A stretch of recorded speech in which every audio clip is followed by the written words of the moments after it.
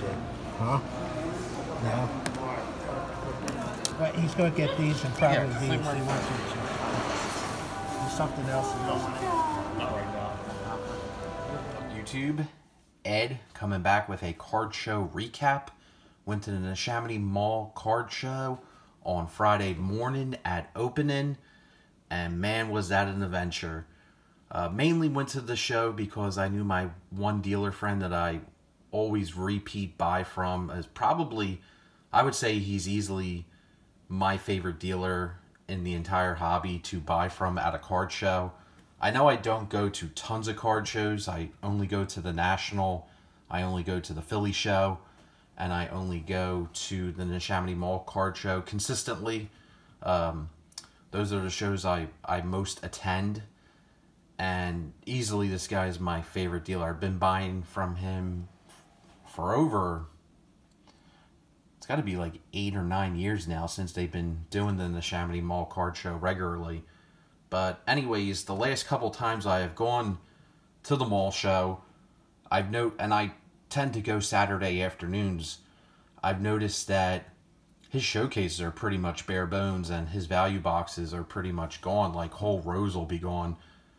So I always talk to the dealers, ask them how their show's going.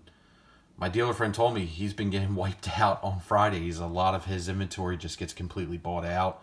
His showcases go. And the last couple shows for him have just been, he pretty much gets liquidated at this point.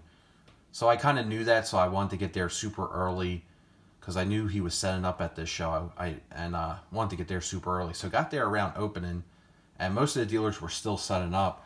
Lo and behold, I got to his table, and it was like it was like Black Friday. It was like an old school, straight from the mid-90s Black Friday at like a Best Buy or Circuit City. There was about like 10 people surrounding his table. His showcases weren't even all out. He was still putting cards out. A couple of the showcases that he was putting the cards in, he didn't have all the prices on, which is not like him. Usually everything is completely priced, but he didn't have time because he gets there and people, it's like a pack of piranhas. As soon as they see him, they jump right to him. And I think like 3 or 4 of the people there were definitely repackers. They were picking up so many cards, just clearing out whole showcases. And you know I got there early when I beat Mike O and Papa O to the show. I mean, if you're beating Mike O to a card show, you're getting there very, very early. So I even got there before him. And it was just a mad scrum. All the showcases were not fully out. Cards were in stacks, and people were just grabbing cards and making huge piles. One guy just took the whole showcase, opened it, and started taking all the, like literally taking every card out and just putting it in a pile. So it was really something to behold and see. So I'm kind of a slow buyer. I like to really look over the cards, scan the showcase very slowly and methodically. So my process was kind of screwed up. I had to make split-second decisions. But I'm glad I did because I added some really cool cards into the collection. So the big card that I got here, and as soon as I grabbed this out of the showcase, the one guy I think was irritably pissed off that I took it because he wanted to add it in. He asked me like 2 or 3 times if I was going to buy it. I told him I was. I'm a collector, son. But this is from 2023 Gilded Collection. This is the Gold Wave etching of Bryce Harper, numbered out of 75. So these are Topps exclusives. These are really cool cards. Been trying to add the Bryson Stott into the collection. Been seeing that pop up. But my dealer friend had the PSA 10. As soon as I saw it, knew I wanted to add it. Didn't have a price sticker on it. He didn't have time to price it. So he went through the sold listings. One sold for $200. I think the most recent one sold for $200. Then there was one for $160, $140, and there was a ton of raw examples. I say ton. There was like 6 or 7 raw examples that sold from the 60 to 40 range. So he settled on a price of $130, which was extremely fair. That was below the last sold listings for a PSA 10. So I said, that will do. This is the kind of dealer that you deal with where you don't even counter the price he gives you. Or you shouldn't counter the price he gives you. That because of the great deal that he's hooking you up with. So this was $130. And the remainder of the cards that I picked up, when he tallied everything up, it came to $160. So all these cards I'm going to show spent $160, which was great because I went to the show with only $200. And I only had a limited time at the show because I had work that day on Friday. And I was working Saturday. So really couldn't walk around and check out the other dealers. So the other cards I got here, this was a really great card.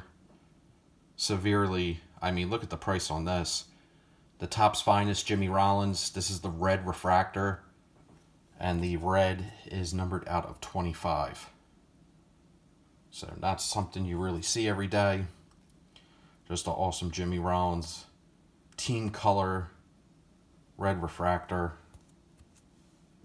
Numbered out of 25. And that is from 2008. So the year the Phillies won the World Series, 2008 Topps Finest. So that's probably actually my favorite pickup. I think I like that a little more than the Bryce. Bought this. I just love the design of this card. This is my first. I don't really have any Connor McDavid cards, but I picked this up because I love the jukebox design. So you got like the retro jukebox there. Just thought that was a really, really cool die cut. Connor McDavid. So got that one. This was random, but it was a Prism hollow foil of Tiffany Stratton rookie card.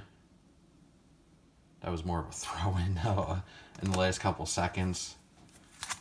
Then this was really, really awesome. This is from 2011 Topps Triple Threads. This always takes me back. Whenever I see 2009, 2010, 2011, or 12 Triple Threads, I'm always just immediately thrown back to the memories of YouTube and people busting open boxes of was the most expensive product that Topps produced at the time.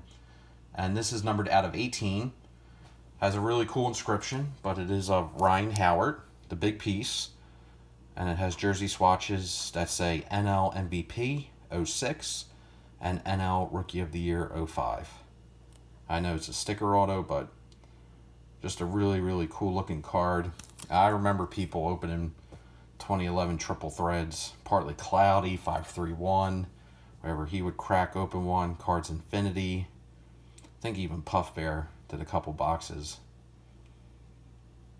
So, a lot of cool memories there. And then the final card here, awesome Eagles receiver. Still does work for the team with Merrill Reese in the booth for the radio.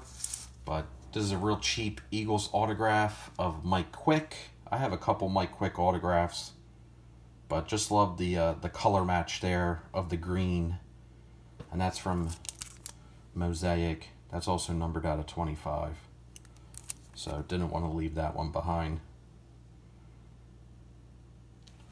So that was my show. Mike O and Papa O also got there a little after me. So I was hanging out with them, talking with them. Had a really great time. And yeah, overall, really, really thrilled at the haul from the Neshaminy Mall card show. You can't beat those free mall shows, man. They're always a lot of fun. Especially when you don't have to pay admission. You get world-class dealers. And you get to see some of the exuberance and fun within the hobby. And some of the craziness at the same time. So, take care, guys. Thanks for watching. Have a great one. And yeah, National's coming up very, very quickly. I wonder if I'll see any of those pack of piranhas at the National. Who knows?